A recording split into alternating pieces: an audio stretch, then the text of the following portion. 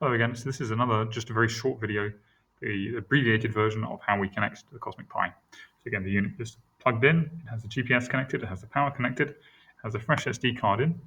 It's just rebooted, and the CosmicPi network has come up for the second time. So now we're connecting to it. We're getting this warning here because it's just a local network. It's not connected to the internet. And you can see here, we've gone to this website, so 192.168.0.1, and we get this dashboard. And it says error, bad gateway, no values. This is what it'll look like if you have it full screen. This is normal. So what's happening here is we can see the dashboard that's served by Grafana, but so far all of the other services on the device that it connects to, the database, the data coming in, haven't yet become operational. It takes a couple of minutes for everything to get started. So what I'm going to do in parallel is I'm going to SSH in. So SSH CosmicPi 192.168.0.1. I'm using a native Linux client, but you can also use PuTTY if you're using a Windows desktop. Password from muons from space. Again, it's taking a couple of seconds because it's still doing lots of things in the background. Here we go. So here's our prompt. And the first thing I'm going to do is sudo minicom. The password again. And so here we can see the events coming through. That's entirely correct. So we get some events, we get the humidity, temperature, acceleration, GPS coordinates. We can see our GPS is locked on. This is our location here in Geneva. I'm going to do AX, quit that. So we know that the baseboard is working.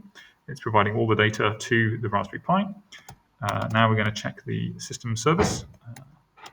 Systemctl status CosmicPi detector service. And here we see the detector service is running. So I do Control-C to get out of that. And so now when I refresh, there we go. So this is working correctly.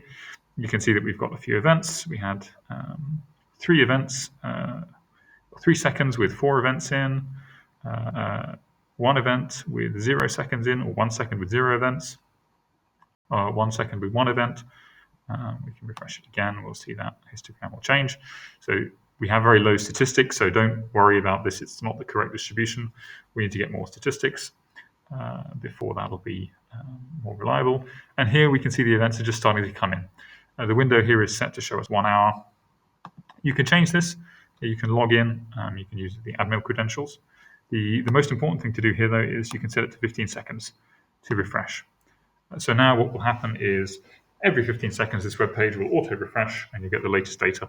So you can leave this up as a display screen. And as a reminder, the world map will only show if you connect to the internet. So you need to look at the other video for details on how to do that. Now, what I'm going to do, so this unit, we could leave it running all day, connected to the internet, that would be ideal. But for now, it's going to be sent off to someone who's going to receive it. So I'm going to shut it down. So sudo shut down now. And there we go, the connection's closed. It'll shut everything down. And when the person turns this on, they may indeed see the events that we just recorded. Thanks very much.